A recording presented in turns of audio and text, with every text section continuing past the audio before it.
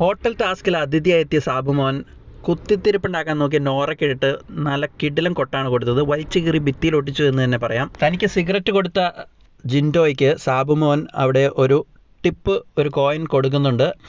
അപ്പോൾ വളരെ വിനയത്തോടെ ജിൻഡോ അത് സ്വീകരിച്ച് സാബുമോൻ്റെ കൈ ജിൻഡോയുടെ നെഞ്ചത്തൊക്കെ വെച്ച് ഇങ്ങനെ വളരെ വിനയത്തോടെ നിൽക്കുന്നത് കണ്ടപ്പോൾ അൻസിബ പറഞ്ഞു, ഇത്രയും വിനയമൊന്നും ഇല്ലാട്ടോ, ശരിക്കും ഇതൊക്കെ ഒരു ചെറിയ അഭിനയമാണ് എന്ന് പറഞ്ഞു.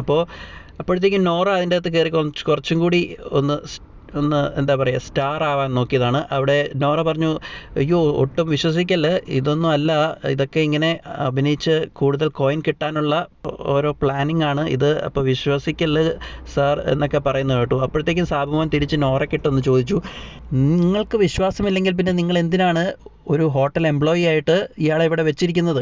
അപ്പോൾ നോറ അവിടെ ശരിക്കും തേഞ്ഞൊട്ടി, വേറെ ഒന്നും പറയാനില്ല. അപ്പോൾ നോറ ഇങ്ങനെ ഉരുണ്ട് കളിച്ച് പറഞ്ഞു, അയ്യോ സാർ അത് അടുത്ത ടാസ്ക് ഞങ്ങൾക്ക് ഏറ്റവും കൂടുതൽ കോയിൻ കിട്ടുന്നവരായിട്ടായിരിക്കും, അപ്പോൾ ഈ പുള്ളിക്ക് കിട്ടരുത് എന്ന് ഉദ്ദേശിച്ചാണ് ഞാനൊരു തീപ്പൊരി ഇട്ട് നോക്കിയതാണ്. അപ്പോൾ സാബുമോൻ അപ്പോൾ തന്നെ നല്ല തഗ്ഗടിച്ചു, തീപ്പൊരി ഇപ്പോഴല്ല കത്തിക്കേണ്ടത്, ഇപ്പോൾ തീപ്പൊരി കത്തിച്ചാൽ ഇവിടെ ഈ ഹോട്ടലൊക്കെ ആവിയായി പോവും, വെന്തുരുക്കി പോവും, എനിക്ക് നേരം കാലം നോക്കി വീട്ടിലെത്താനുള്ളതാണ്, അപ്പോൾ ഈ തീപ്പൊരിയൊന്നും അധികം കൂടുതൽ ഇവിടെ ഇപ്പോൾ ഇടണ്ട എന്നൊക്കെ പറഞ്ഞ് നോറയെ അവിടെ അടിച്ചിരുത്തിയ പോലെ തന്നെയായി.